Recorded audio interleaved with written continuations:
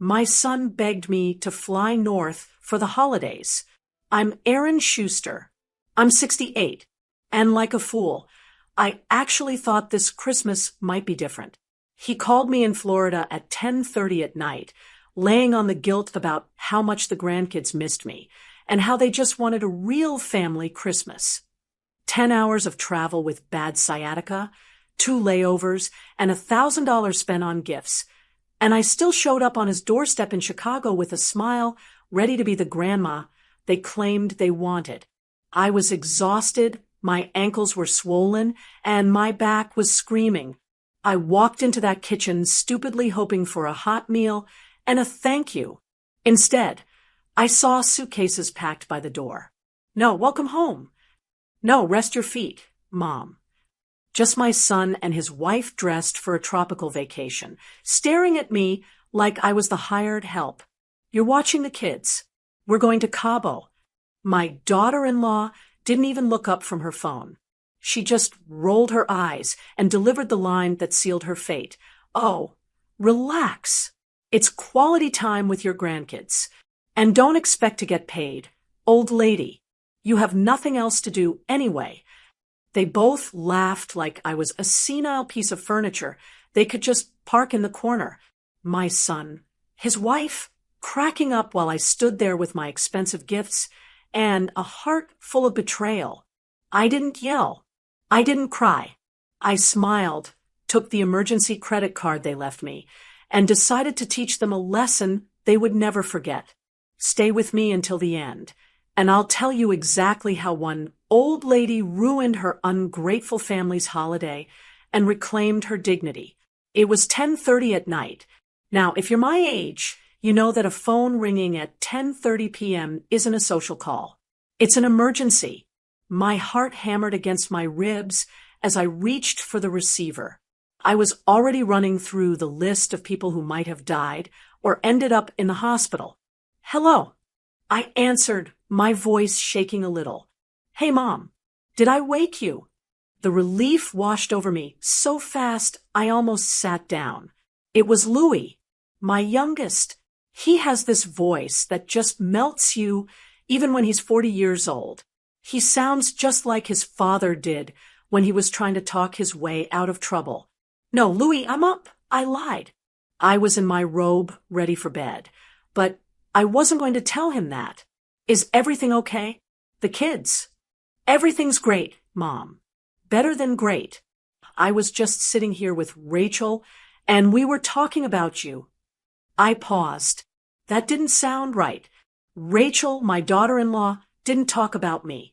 In fact, in the 10 years they've been married, I don't think Rachel has ever started a conversation with me that didn't involve asking for a recipe or checking if a check had cleared. She wasn't mean exactly. She was just indifferent. I was the old woman in Florida who sent birthday checks, not a part of her daily life. Rachel was talking about me? I asked, trying to keep the skepticism out of my voice. Yeah, Louis said, and his voice dropped into that warm, persuasive tone I knew so well. She was saying how it just doesn't feel like Christmas without you. The kids are getting big, Mom. Sophie is 8 now, and Ben just turned 6. They barely remember the last time you were here. We miss you. We miss you. Those 3 words are dangerous. They act like a key, unlocking all the doors you promised yourself you'd keep shut. I knew travel was hard on me. I knew my sciatica had been acting up since November. I knew my bank account was a little tighter than usual because of the new roof I had to pay for last spring. But my son said he missed me. I miss you too, Lou, I said softly. But Chicago in December, you know how the cold gets into my bones. I know, he said quickly, but we'll keep you warm. We've got the guest room set up perfectly. Rachel even bought those flannel sheets you like. Look, Mom, we just want a real family Christmas. We want the kids to wake up and see Grandma. Please, let me book the flight. Just say yes. My mind flashed to my bank balance. Louis said he'd book the flight, but I knew how this worked. He'd put it on his card and then mention casually how tight money was until I wrote him a check to cover it.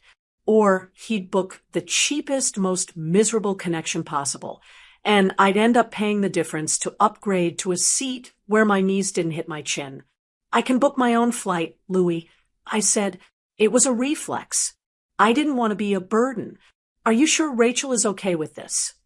"She's the one who suggested it," he insisted. "She wants you here, Mom." "We all do." I looked around my empty living room. The Christmas tree I had put up, a small, artificial one on a tabletop, looked pathetic. "Okay," I said. "Okay, I'll come."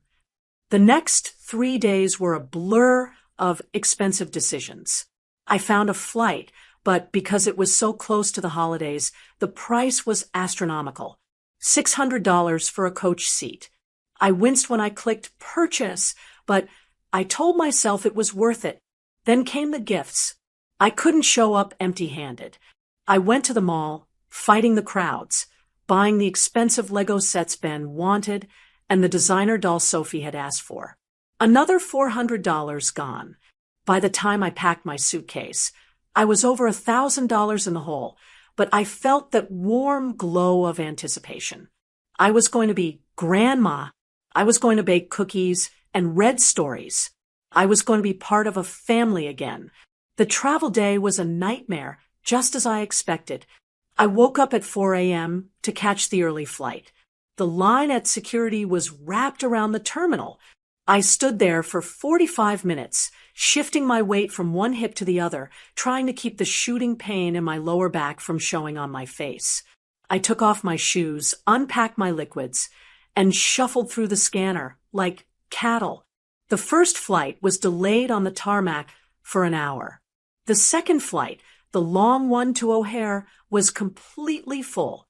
I was squeezed into a middle seat between a man who smelled like stale onions and a teenager who kept elbowing me every time he texted. My back seized up somewhere over Kentucky. By the time we started our descent into Chicago, my ankles were swollen, my neck was stiff, and I was exhausted down to my soul. It had taken 10 hours of travel to get there, 10 hours of discomfort, 10 hours of navigating airports that seemed designed to confuse seniors. I dragged my heavy suitcase off the carousel, my arm trembling from the effort. But as I walked toward the sliding glass doors to the passenger pickup area, I straightened my posture. I fixed my hair. I put a smile on my face that I didn't quite feel yet. I ignored the pain in my back and the exhaustion in my legs. I was here. I was doing this for Louis. I was doing this for the grandkids. It didn't matter how hard the journey was or how much it cost. It's what mothers do. We show up. We make the effort. We swallow the pain because the reward is seeing those little faces light up when you walk through the door. I stood on the curb in the freezing Chicago wind, shivering in my Florida coat, waiting for my son's car to pull up. I gripped the handle of my suitcase and held on to that hope. They wanted me here. They missed me. This was going to be a wonderful holiday. I had no idea that I was just the help they hadn't paid for yet. When Louis's car finally pulled up to the curb at O'Hare, I was shivering so hard my teeth were practically chattering. I hauled my suitcase into the trunk myself while he stayed in the driver's seat, keeping the heater running. He popped the trunk for me, which I suppose counts as helping, but as I lifted that 40-pound bag with my bad back, I felt a pinch of annoyance. I pushed it down immediately. "Don't start," I told myself. He's probably just tired from work.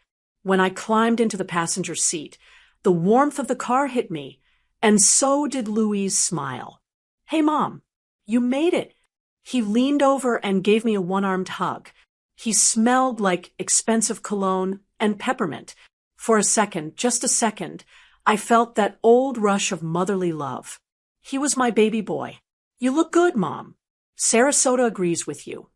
"I'm hanging in there," I said, rubbing my frozen hands together. "It's good to see you, Lou."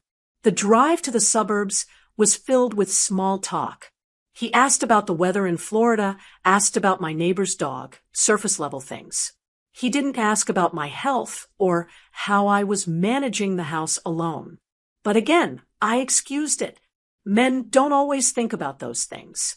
When we pulled into the driveway, the house looked beautiful. It's a big, 2-story brick house with a 3-car garage. I remember when they bought it, I sent them $5,000 for the closing costs because they were just a little short. Seeing it now, with lights strung up along the gutters, I felt a swell of pride. I helped build this life for them. "Come on in," Louis said, unlocking the front door. "Rachel and the kids are waiting." I walked in, expecting the smell of a pot roast or maybe something baking. Instead, the air smelled like pepperoni and cardboard. On the granite island in their massive kitchen, there was a stack of 3 greasy pizza boxes. "Hey, Aaron," Rachel called out from the living room. She didn't get up. She was sitting on the sectional sofa, scrolling on her phone. "Sorry about the mess. We didn't have time to cook, so we just grabbed Domino's." "That's fine," I said, forcing a smile. I tried to ignore the fact that I had just traveled 10 hours and was hoping for a real meal. Pizza is a treat. "Grandma," that was the best part. Sophie and Ben looked up from their tablets. For about 5 minutes, it was exactly what I wanted. They hugged me, they asked if I brought presents, and they showed me their loose teeth. I felt needed. I felt loved. We sat around the kitchen island eating lukewarm pizza on paper plates. I reached into my bag and pulled out the gifts. I had wrapped them beautifully in gold paperback in Sarasota, worrying about crushing the bows in my suitcase the whole trip. "Here you go," I said, handing Ben the big Lego set. "And for you, Sophie." They tore into the paper like wild animals.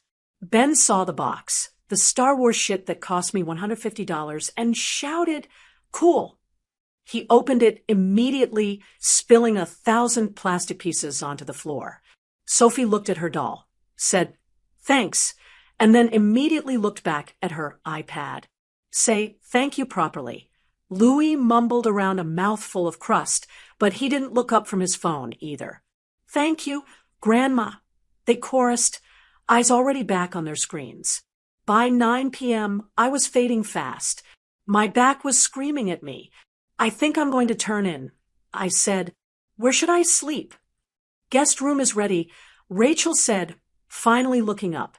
"Oh, and Aaron, the coffee maker is a little tricky. Don't touch it in the morning, okay? Louis will make it when he gets up. We don't want it broken." "Okay," I said. "Good night, everyone." No one really said good night back. They were all absorbed in their devices. I walked up the stairs, my suitcase thumping against each step, and found the guest room. The flannel sheets Louis had promised were actually thin cotton, and the room was freezing, but I was too tired to care. I crawled into bed, telling myself that tomorrow would be better. Tomorrow we would have breakfast. We would talk. We would be a family. I woke up at 6 a.m. It's a habit I can't break. The house was silent. I lay there for an hour, staring at the ceiling, waiting for signs of life. My back was stiff as a board. Finally, around 7 o'clock, I heard movement downstairs. I put on my robe and slippers and went down. I was careful not to touch the tricky coffee machine. I sat at the kitchen table, waiting. 10 minutes later, Louis and Rachel walked into the kitchen. I blinked. They weren't wearing pajamas. They weren't wearing robes. Louis was wearing khaki shorts and a polo shirt. Rachel was wearing a sundress and a wide-brimmed straw hat. "Good morning," I said, confused. "Is the heat broken? You two look like you're dressed for summer." Louis wouldn't meet my eyes. He busied himself with the coffee machine. Rachel, however, was applying lipstick in the reflection of the microwave. "Morning, Mom," Louis said, his back to me. "Here's some coffee." He slid a mug toward me. "What's going on?" I asked. I looked toward the front door and saw it. for large suitcases stood by the door. Not carry-ons. Big, check baggage suitcases. So, here's the thing, Louis said, finally turning around. He leaned against the counter, crossing his arms. It was a defensive posture. I knew it well. Rachel and I have been really stressed lately. Work has been a nightmare. The kids have been a handful. We really needed a break. My stomach dropped. A break. We booked a trip to Cabo, Rachel said, snapping her lipstick shut. She turned to me with a bright, fake smile that didn't reach her eyes. Our flight leaves in 3 hours. I sat there, gripping my warm mug, trying to process the words. Cabo? In Mexico? But I just got here. You said we were going to have a family Christmas. We will. Louis said quickly. When we get back. We'll be back on the 26th. You'll be here with the kids. It's perfect, Mom. You get to spend all that quality time with them, just like you wanted. The room seemed to tilt. You're leaving me here? Alone? With the children? They're not difficult, Aaron, Rachel said, her tone sharpening. They have their iPads. Just feed them, and make sure they don't burn the house down. The fridge is stocked. Well, mostly stocked. You might need to grab milk. I felt the blood rushing to my face. Louis, I said, my voice trembling. I traveled 10 hours yesterday. My back is in spasms. I spent $1,000 to come see you. You didn't tell me I was coming here to work. It's not work, it's family, Louis said, looking annoyed now. Why do you always have to make things difficult? We haven't had a vacation in 2 years. You called me crying, I said, standing up. You said you missed me. You lied to me. Rachel stepped forward then. The fake smile was gone. Her face was hard, cold. Look, she said, we need this. You're already here. What are you going to do? Turn around and fly home. You can't afford another ticket right now. She knew exactly what my finances were because Louis told her everything. So you flew me here to babysit. I said flatly, we flew you here to help. Louis corrected, though he looked at the floor. And don't think this is a paid gig. Rachel laughed, a short, sharp sound that felt like a slap. She picked up her purse. Don't expect to get paid. Old lady, you have nothing else to do anyway. It's not like you have a job to get back to. You're just sitting in that house in Florida, waiting to die. At least here you're useful. The air left the room. Waiting to die. I looked at my son. I waited for him to defend me. I waited for him to tell his wife not to speak to his mother that way. Louis just checked his watch. We gotta go, Ratch. Uber is 5 minutes out. He looked at me one last time. Thanks, Mom. We really appreciate it. The emergency number is on the fridge. Don't call unless someone is bleeding, okay? International roaming is expensive. They grabbed the suitcases. The wheels rumbled loudly over the hardwood floors, a sound that felt like thunder. The front door opened. A blast of icy wind hit me, and then the door slammed shut. I stood in the silence of the kitchen, wearing my robe, holding a cooling cup of coffee. They hadn't even said goodbye to the kids. I walked to the window and watched them load the bags into the Uber. They were laughing. Rachel showed Louis something on her phone, and he threw his head back in delight. They looked happy. They looked free. They looked like two people who had just successfully dumped their trash. I turned away from the window and looked at the messy kitchen. Pizza boxes from last night were still on the counter. The sink was full of dishes. Upstairs, 2 children were waking up, expecting their parents, and I was the only one here. Old lady, I whispered to myself. I felt something hot and hard settle in my chest. It wasn't sadness anymore. It was something else. They thought I had nothing else to do. They thought I was trapped. They thought I was just a resource to be mined until I ran dry. I took a sip of the coffee. It was bitter. We'll see about that, I said to the empty room. The sound of the front door locking clicked into place, and then there was just silence. It wasn't the peaceful silence of my garden in Florida. It was a heavy, suffocating silence. I stood there in the hallway for a long time, staring at the wood grain of the door.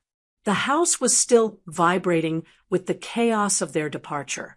They had left a trail of destruction behind them, shoes kicked off in the hallway, half-empty coffee mugs on the counters, and a general sense of panic that always seemed to follow Louie and Rachel. I walked into the living room. The TV was on, playing some loud cartoon, but neither of the children was watching it.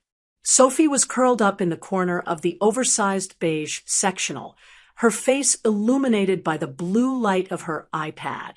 Ben was lying on his stomach on the rug, tapping furiously at a Nintendo Switch. Well, I said, trying to keep my voice bright, it looks like it's just us. Neither of them looked up. I was thinking, I continued, stepping further into the room. Maybe we could make some hot chocolate, or we could bundle up and go for a walk. I saw a park down the street. When we drove in, Sophie didn't even blink. Mom said we're allowed to have screen time until lunch because you're tired. I'm not that tired, I said, though my back was throbbing. We're in the middle of a game. Grandma, Ben said without pausing his tapping. We can't stop now. I stood there, feeling like a ghost in my own son's house. They had been coached. Don't bother Grandma. Keep quiet. Let us escape.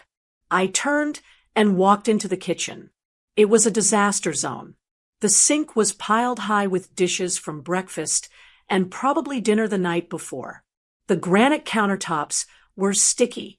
On the island, right next to a pile of unopened mail, sat a single piece of paper and a credit card. I picked up the note. It was written in Rachel's looping handwriting. Aaron, here is the schedule for the kids. Ben has a nut allergy, no peanuts. Sophie needs her inhaler if she runs too much. Bedtime is 8:30 sharp. The credit card is for emergencies only. There is food in the freezer. Please don't order out. It's too expensive. Thanks. R. I looked at the card. It was a secondary card on their account with my name on it. They had given it to me years ago, just in case, but I had never used it. Not once. I held it in my hand, feeling the cold plastic. Emergencies only. I looked around the kitchen. It was a beautiful kitchen. Stainless steel appliances, custom cabinets, an island big enough to land a plane on.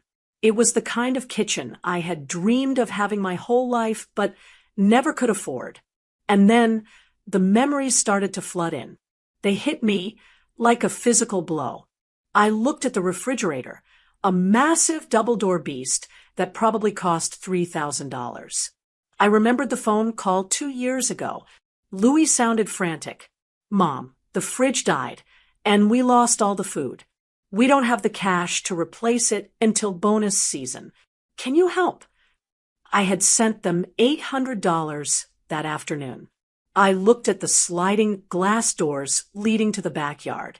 I remembered the summer before last.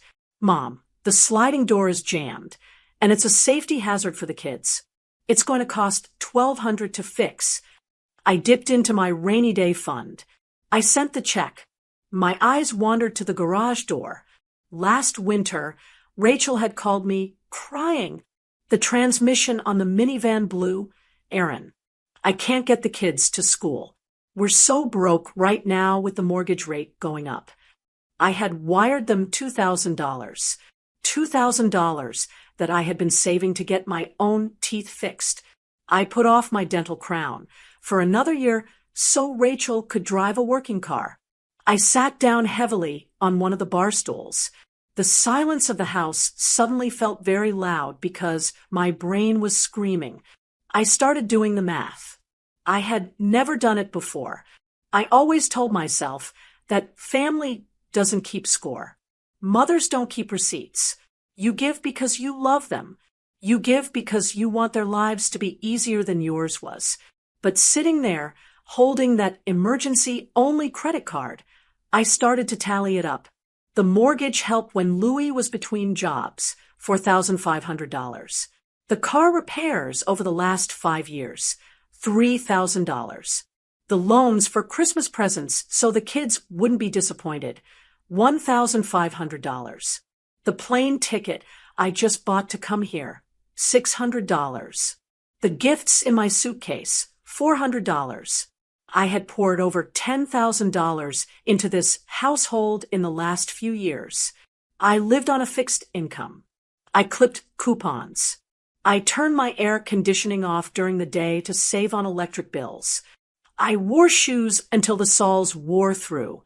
I did all of that so they could live in this big house, so they could drive nice cars, and apparently, so they could afford a $5,000 trip to Cabo while I babysat for free. I wasn't a matriarch. I wasn't a cherished grandmother. I was a resource. I was an ATM that also changed diapers. They didn't invite me here because they missed me. They invited me here because a kennel for the dog and a nanny for the kids would have cost them $2,000 for the week. I was the cheaper option. I was the free option. And the worst part, I had taught them to treat me this way. Every time I said yes without asking questions, I taught them I had no boundaries. Every time I sent a check, instantly, I taught them my money was their money. Every time I smiled when they insulted me, I taught them that my dignity didn't matter. Don't expect to get paid. Old lady, Rachel had said. The words echoed in my head, bouncing off the stainless steel appliances I helped pay for. I looked down at my hands. They were wrinkled, spotted with age, and shaking slightly. But they weren't shaking from fear anymore. They were shaking from rage. I looked over at the living room. The backs of my grandchildren's heads were barely visible over the couch. They were good kids, but they were being raised to be just like their parents, takers. If I stayed here for the next 7 days, cooking their meals, cleaning their messes, and saving their parents' money, what was I teaching them?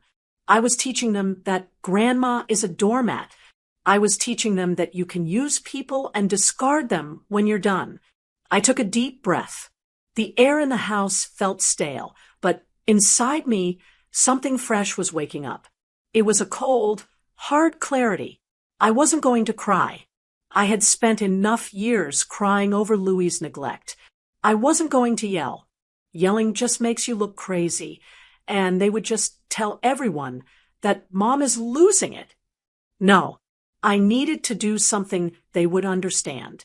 I needed to speak their language, and their language was money. I looked at the credit card in my hand again. Emergencies only. Well, I thought, this feels like an emergency to me. My self-respect was in critical condition. My dignity was on life support. I stood up from the stool. The pain in my back was still there, but I barely felt it. I felt light. I felt dangerous. I walked over to the trash can where Louis had thrown the pizza boxes. I saw the receipt from the liquor store peeking out from the recycling bin. Expensive champagne. They had celebrated last night. They had toasted to their clever plan. Let's get Mom down here, dump the kids, and run. I wasn't sad anymore. The sadness had evaporated, leaving behind a core of solid steel. I walked back to the living room. Kids, I said. My voice was different now. It was firmer, stronger. They both looked up, sensing the shift in the atmosphere. Grandma? Sophie asked, lowering her iPad. Pack your backpacks, I said calmly. We aren't staying here. Where are we going? Ben asked, looking confused. I'm not sure yet. I lied. I knew exactly what I was going to do, but I'm not spending Christmas being the help. I went back to the kitchen and picked up the credit card. I tapped it against the granite countertop. Tap, tap, tap. It was time to balance the ledger. I stood in that kitchen, the nerve center of the home I had helped subsidize, and I looked at the credit card in my hand. It was a platinum card, heavy and sleek. My name was embossed on the front, right below Louie's. Aaron Schuster. It looked official. It looked like I was a partner in this life. But I knew the truth now. I wasn't a partner. I was a silent investor who never got any returns. I walked over to the pile of mail on the island. I don't usually snoop. I was raised to believe that other people's mail is private. But the rules had changed the moment they walked out that door and left me hostage. I shuffled through the envelopes, bills, catalogs, credit card offers. And then I saw it, a thick envelope from a travel agency. It was already ripped open. I pulled out the itinerary. It was printed on glossy paper. The Grand Velas Resort, Cabo San Lucas. I put on my reading glasses, my hands shaking just a little, not from fear, but from the adrenaline of discovery. I scanned down to the bottom line. Total cost, $5,240. I stared at that number, $5,240. The air in the kitchen seemed to get thinner. I had to grip the edge of the counter to keep my knees steady. Just last month, 4 weeks ago, Louis had called me. He sounded so stressed. He told me the mortgage rate adjustment was killing them. He said they were cutting back on groceries. He said he didn't know how they were going to give the kids a Christmas. I had hung up the phone with tears in my eyes, sick with worry for my son. I went to my bank the next morning and transferred $1,200. It was money I had set aside for my own car insurance, but I figured I could just drive less. I figured they needed it more. They took my $1,200, and then they booked a $5,000 vacation. They didn't just lie to me. They stole from me. They stole my security. They stole my peace of mind. And they used my sympathy as the weapon to do it. I looked over at the living room. Ben was still tapping away at his game. Sophie was watching a video. They were safe for the moment. I sat down at the kitchen table with the itinerary in one hand and the credit card in the other. The old Aaron would have called Louis right now. I would have screamed. I would have cried. I would have asked, "How could you do this to me?" But what would that achieve? Louis would just gaslight me. He'd say it was a business expense or a gift from a client, or tell me I was being dramatic. He would talk over me until I felt guilty for asking. And then I'd still be stuck here, babysitting his children for a week while he drank margaritas on a beach I paid for. No, I was done with screaming. Screaming is for people who want to be heard. I didn't want to be heard. I wanted to be felt. I needed a plan. I couldn't just leave the children alone. That would be child abandonment. I loved my grandkids, and I wasn't going to put them in danger just to teach their parents a lesson. But I also wasn't going to spend my holidays scrubbing floors and making macaroni and cheese for free. I needed a replacement. I pulled out my smartphone. It's an older model, a little cracked on the screen, but it works fine. I opened Google and typed Emergency Nanny Service Chicago. A list popped up. I skipped past the college students looking for extra cash. I didn't want a teenager. I wanted a professional. I wanted the best. I scrolled down to an agency called Elite Nanny and Domestic Staffing. Their website boasted about serving Chicago's Gold Coast families and providing white-glove childcare. It looked expensive. Perfect. I dialed the number. A woman answered on the second ring. Her voice was smooth, professional, and sounded like money. Elite Staffing, this is Victoria. How may I assist you? Hello, Victoria, I said, channeling the voice I used to use when I had to deal with contractors. My name is Aaron. I find myself in a bit of a predicament. My son and his wife have been called away on urgent business for the week. I am the grandmother, but I have a medical condition that prevents me from providing full-time care. I need a nanny. Immediately. I see, Victoria said. We do offer emergency placement, but I must inform you that holiday weeks are our peak season. Our rates are significantly higher for last-minute bookings. I understand, I said calmly. Cost is not an issue. I need someone experienced, someone who can cook, help with homework, and keep the children entertained for the next 7 days. 24-hour care would be preferable. 24-hour care. Victoria sounded interested now. We have a holiday au pair package. We send one of our senior nannies. She will stay at the residence. She manages meals, activities, and hygiene. It essentially replaces the parents for the duration. That sounds exactly like what we need. I said, how soon can you send someone? I have a candidate, Mrs. Albright, who just finished a contract. She could be there in 2 hours. But I have to be transparent about the fee for the holiday week, plus the emergency placement fee, and the 24-hour rate. You're looking at roughly $4,000 for the week. $4,000. My heart didn't even flutter. That sounds reasonable, I said. Do you take credit cards? We do. We require payment in full upfront for emergency placements. Excellent, I said. I have the card ready. I read her the numbers from the card Louis had left on the counter. The card for emergencies only. I read the expiration date. I read the security code on the back. One moment while I processed that. Victoria said, I held my breath. For a second, I wondered if the card had a limit. I wondered if it would decline. Approved, Victoria said.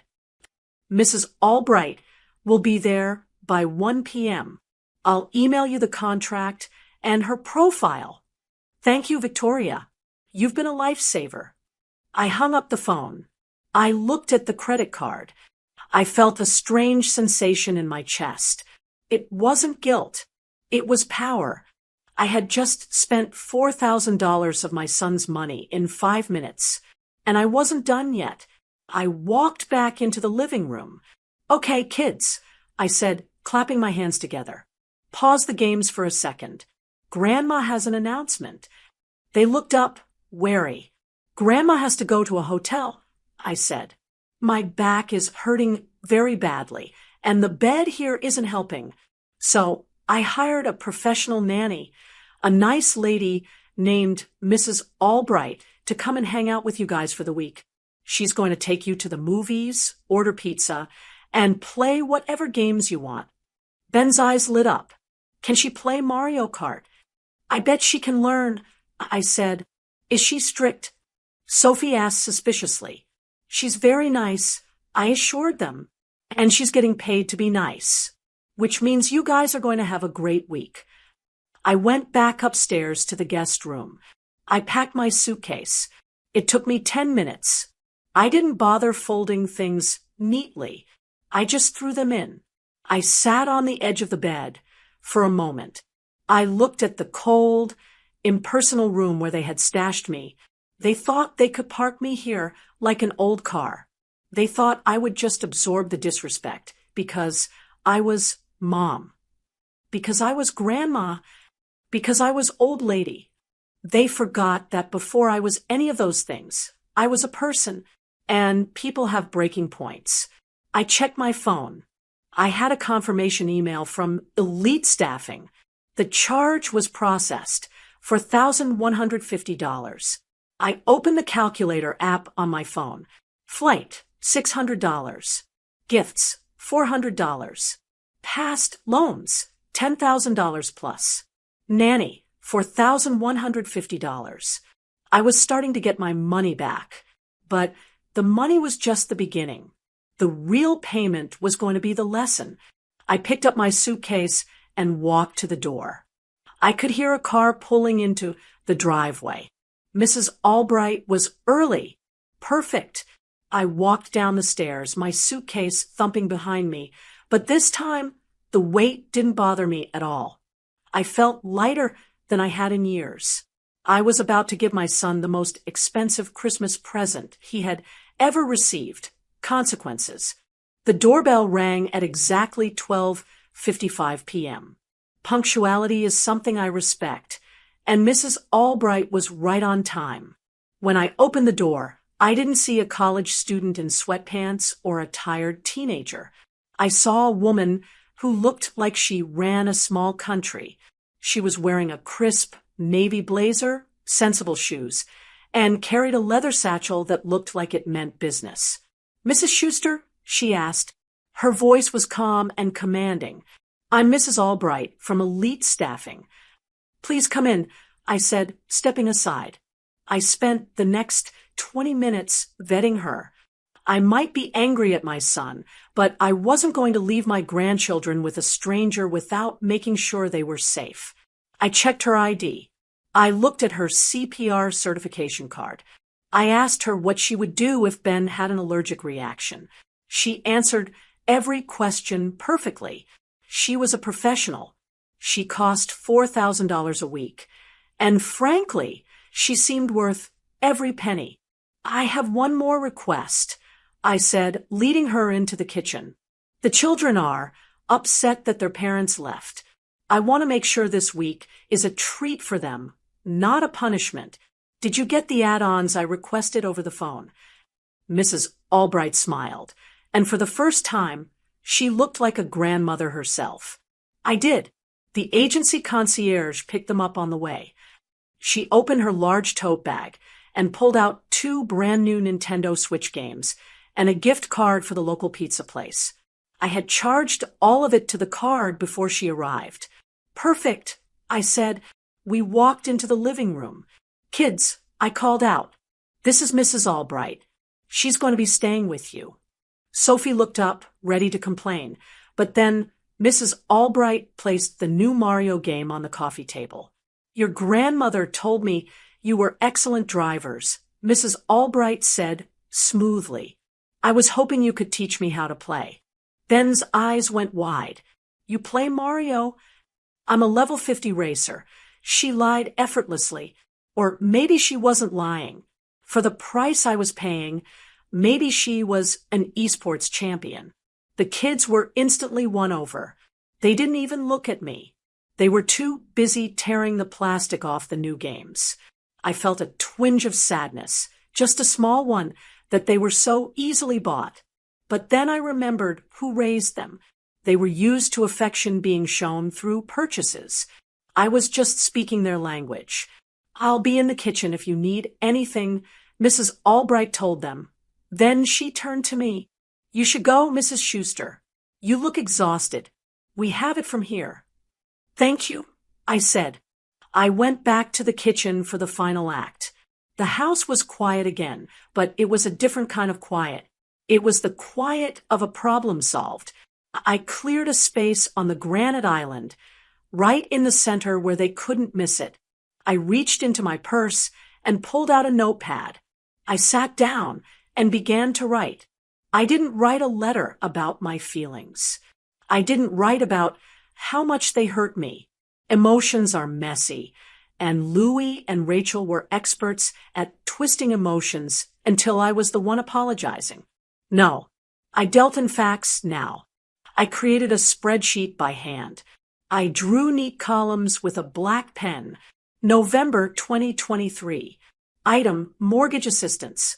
Amount, $1,200. July 2024.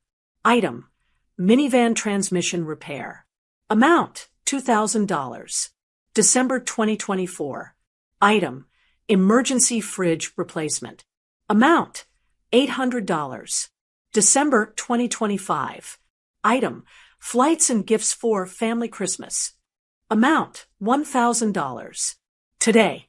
Item, premium nanny services, 1 week. Amount, $4,150. I drew a line at the bottom and tallied it up. Total family support provided, $9,150. I looked at the number. It was staggering. That was a new car. That was a trip to Europe. That was my security blanket for old age. I had given it all to them, and they had thanked me by calling me an old lady and leaving me to work. I tore the page out of the notebook and placed it in the center of the island. Then, I took the platinum credit card, the one with my name on it, the one they used to tether me to them, to make me feel like I was part of the team, while they drained me dry. I opened the kitchen drawer and found the poultry shears, heavy, sharp scissors meant for cutting through bone. I held the card over the note. I didn't hesitate. Snip. The sound was loud in the empty kitchen. The plastic crunched and severed. One half fell onto the paper, then the other. I placed the shears next to the pieces. It looked like a crime scene, but the only thing I had killed was my own gullibility. I took the pen one last time and wrote a note on a separate sticky note. I stuck it right on top of the cut card. I am retired. The nanny is paid. Good luck. That was it. No love, Mom. No call me. Just the facts. I checked my phone. My Uber was 2 minutes away. I walked to the front door. I put on my coat and wrapped my scarf tight. I could hear the sounds of video game noises and laughter coming from the living room. My grandchildren were happy. They were safe. They were fed. I had fulfilled my obligations. I opened the front door and stepped out into the biting Chicago wind. But for the first time since I landed, the cold didn't bother me. I felt hot with adrenaline. The Uber driver was a nice man named Khalid. He popped the trunk for my suitcase. Heading to the airport, he asked as I climbed in. I looked back at the big brick house. I looked at the wreath on the door. I looked at the life my son had built on my back. No, I said, buckling my seatbelt. Take me to the Palmer House Hilton. Downtown. Khalid raised an eyebrow. Going to be fancy tonight? Yes, I said, leaning back against the seat. I'm on vacation. The ride into the city was a blur of gray highways and skyscrapers, but my mind was crystal clear. I pulled up the reservation on my phone. I had booked a room with a king-sized bed and a soaking tub. It was costing me $300 a night, and I was paying for it with my own money I wasn't going to send to Louis anymore. When we pulled up to the hotel, the doorman opened the door for me. The lobby was decked out in Christmas decorations, gold ribbons, massive trees, lights everywhere. It was warm and smelled like cinnamon and expensive perfume. I checked in. The receptionist smiled at me. Welcome, Mrs. Schuster. You're staying with us for the week. Yes, I said, and I'd like to book a massage at the spa for tomorrow morning, and a dinner reservation for 1. Certainly. I went up to my room on the 14th floor. It was beautiful. Silence. Pure, luxurious silence. No screaming kids. No disrespectful daughter-in-law. No son manipulating me for cash. I walked to the window and looked out over the city lights. Somewhere out there, in that cold suburb, Mrs. Albright was earning her fee. Somewhere further away, in a sunny resort in Mexico, Louis and Rachel were probably ordering their second round of drinks, thinking they had pulled off the perfect scam. I let out a long breath. I didn't feel guilty. I didn't feel sad. I felt free. I took off my shoes and sank into the armchair by the window. I closed my eyes. The war wasn't over. I knew the phone calls would start soon, but the first battle was won. I had fired myself as their doormat. And tomorrow, Louis was going to find out that the Bank of Mom was permanently closed. It was around 8 p.m. in Chicago when I finally settled into my hotel room. The silence was luxurious. I had ordered room service, a club sandwich and a pot of chamomile tea, and I was sitting in a plush white robe by the window, watching the snow start to fall over the city lights. I was warm. I was fed. And for the first time in years, I wasn't worrying about anyone else's dinner. 2,000 miles away in Cabo San Lucas, I knew exactly what was happening. I know my son. I know his habits. And I know that right about now, The initial high of escaping Mom and the kids was peaking. I could picture it perfectly. Louie and Rachel were seated at one of those open-air restaurants overlooking the ocean, the kind with white linen tablecloths and candles that flicker in the breeze. They would be on their second or third margarita, feeling that smug satisfaction of people who think they've cheated the system. They were probably laughing about me. I can hear Rachel's voice in my head, sharp and dismissive. I can't believe she actually came. It saved us a fortune. And Louis, my boy, would be nodding along, convincing himself that he did me a favor. Mom needed to get out of the house anyway. She loves the kids. It's a win-win. They would order the surf and turf. Louis always orders the most expensive thing on the menu when he thinks he has a safety net. They would eat their lobster tails and their ribeyes, toasting to their own cleverness, completely unaware that the ground beneath their feet had already crumbled. The reality check would arrive with the check. Here is how the timeline played out. I know this because the banking alerts on my phone, which I still had access to, told the story better than any diary entry. At 8:45 p.m. Central Standard Time, a transaction was attempted at El Mirador Restaurant, Cabo. Amount, $425. Status, declined. I imagine the waiter walking back to their table. He would be polite, of course. He would lean down, trying to be discreet, holding the little black folder closed. Sir, he would say, I'm afraid there was an issue with the card. Louis would laugh it off. Oh, probably a travel flag. Here, try this one. He would hand over his debit card, the one linked to the checking account where I used to deposit my little gifts. He didn't know that the $4,000 charge for the nanny had already hit the pending status. He didn't know that the pre-authorization hold for the hotel had eaten up the rest. At 8:48 p.m. Central Standard Time, attempt number 2. Status, declined. Insufficient funds. This is the moment the sweat starts. It's not the warm Cabo breeze anymore. It's the cold, prickly sweat of panic. I can see Louis checking his phone, his smile fading. That doesn't make sense, he'd mutter. I get paid on Friday. There should be plenty of room on the credit card. Rachel would be getting impatient. She hates looking poor. Just fix it, Lou. People are looking. So he would open the banking app.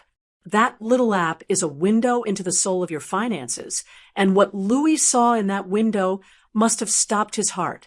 First, he would see the balance. 0, or maybe negative, depending on the overdraft fees. Then, he would scroll down to the recent transactions list to see what happened. And there it was, the smoking gun. Pending, elite nanny and domestic staffing, Chicago, $4,150. I wonder if he read it twice. I wonder if he showed Rachel. I wonder if she screamed right there in the restaurant. Elite nanny. The realization would hit them like a rogue wave. Mom didn't just leave. Mom hired the most expensive replacement she could find, and she made us pay for it. Then, the second realization would hit. They were in a foreign country. They had eaten a $400 meal, and they had no way to pay for it. Back in my hotel room, my phone lit up on the side table. The screen flashed. A picture of Louis smiling from a few years ago popped up. Incoming call, Louis. I stared at it. I took a sip of my tea. It was perfectly steeped. For years, that ringtone triggered a Pavlovian response in me. My heart would race. Does he need money? Is someone hurt? Do I need to fix something? I would answer on the first ring, breathless, ready to serve. BZCT, BZCT. Pick up, Mom. I whispered to the empty room, imagining him shouting into his phone in the restaurant bathroom. Pick up, pick up, pick up. He was probably frantic. He needed me to transfer money. He needed me to call the bank and authorize the charge. He needed me to cancel the nanny. He needed me to save him from the consequences of his own arrogance. I reached out and picked up the phone. The vibration buzzed against my palm. I looked at the accept button. Green. Inviting. The path of least resistance. The path back to being a doormat. Then I looked at the decline button. Red. Final. The color of a stop sign. I remembered the look on Rachel's face when she called me an old lady. I remembered the 10-hour flight with my aching back. I remembered the years of loans that were never repaid. I pressed the red button. Call declined. The room went silent again. I didn't block him. Not yet. I wanted him to know I was there. I wanted him to know I saw the call and chose not to answer. 10 seconds later, the phone buzzed again. Incoming call, Rachel. Oh, now Rachel wanted to talk. The woman who couldn't be bothered to look up from her iPad to greet me was suddenly desperate for a conversation. She probably wanted to yell. She probably wanted to threaten me. Or maybe she was going to try the word family angle. I let it ring. I watched the name dance across the screen until it timed out and went to voicemail. Bing. A text message appeared. Louis, MOM. Answer the phone. Someone stole the card info. There is a $4,000 charge. We are stuck at the restaurant. Answer me. He still didn't get it. He thought it was fraud.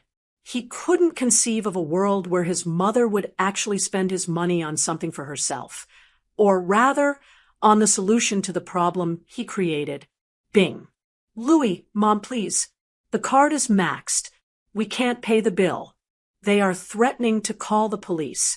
Pick up. I set the phone back down on the table, face down. I wasn't going to save them. Not this time. They were two healthy adults with college degrees. They could figure it out. Maybe they could wash dishes. Maybe they could call Rachel's parents.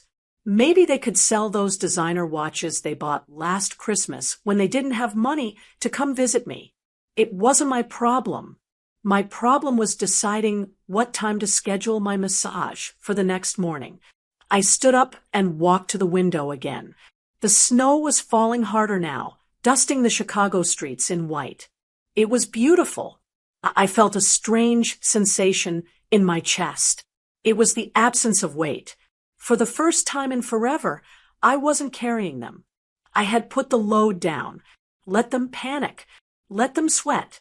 Let them feel, just for one night, what it feels like to be helpless and used. I turned off the lamp, leaving the room illuminated only by the city glow. I climbed into the king-sized bed.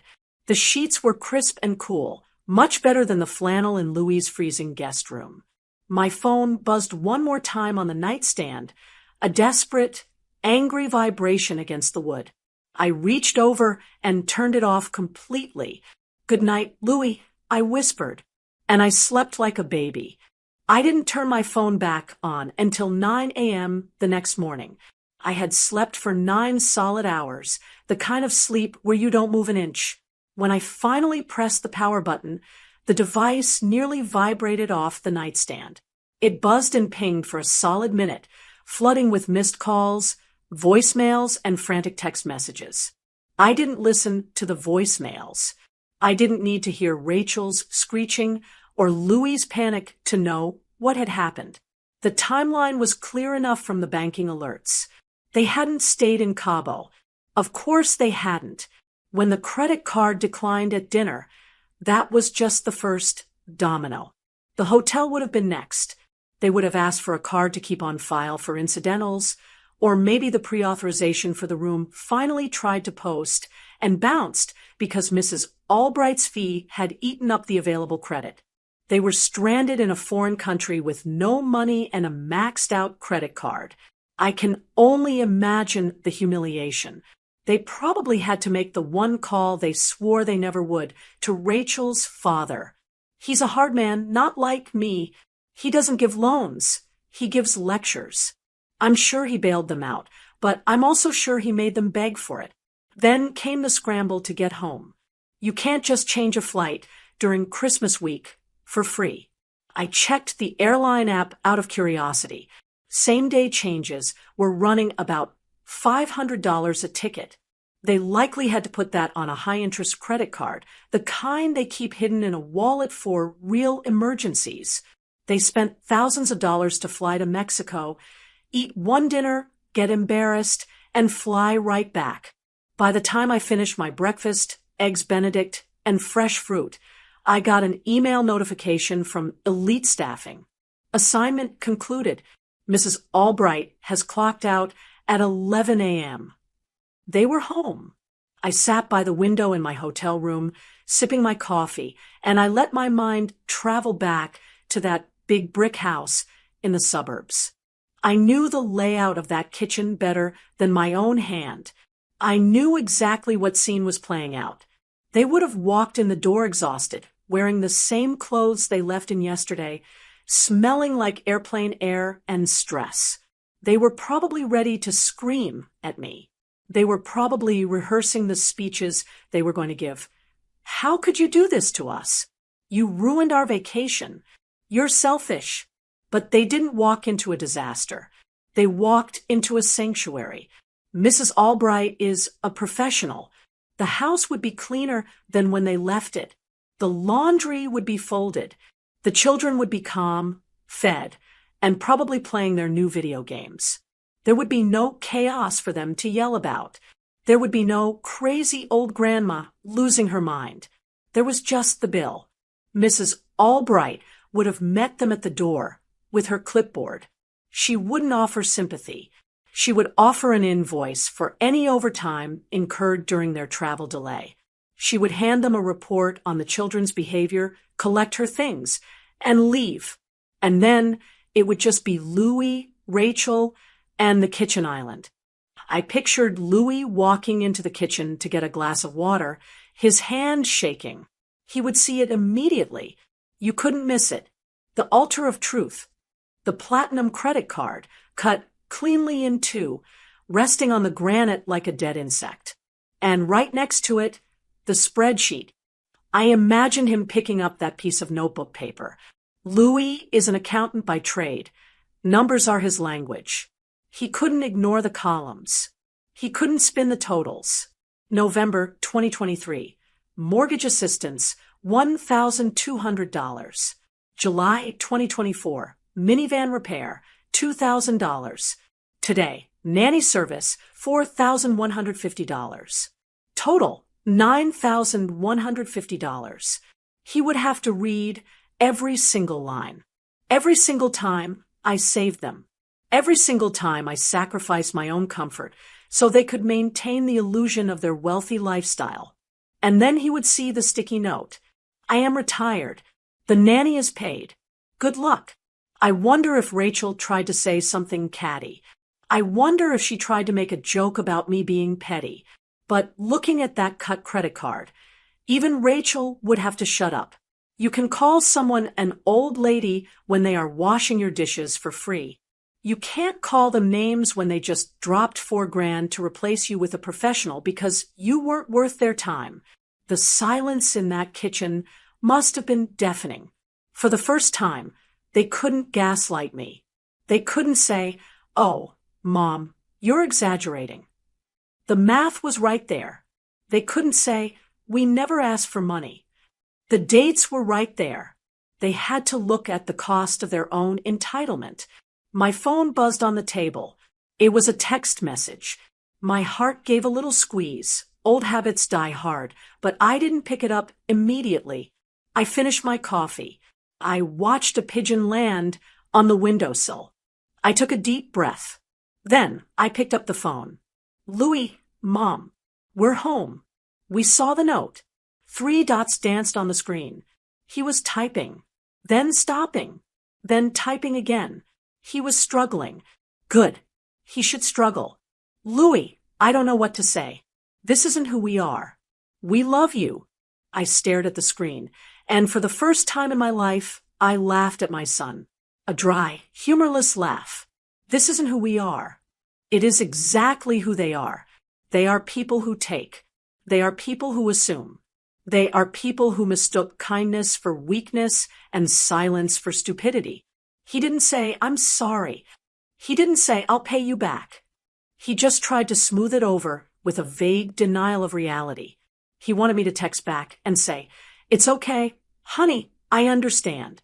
He wanted me to fix the emotional tension, just like I fixed the financial tension. I looked at the cut credit card in my mind's eye. I didn't type a response. I didn't need to. The silence I was giving him now was heavier than any paragraph I could write. I put the phone down. I had a massage scheduled for 11:30, and I didn't want to carry this tension into the spa. They were home. The kids were safe. The lesson had been delivered. Now, they had to live in the house I helped pay for, with the memories of the vacation they couldn't afford, and the realization that the safety net was gone. I stood up and tightened the belt of my robe.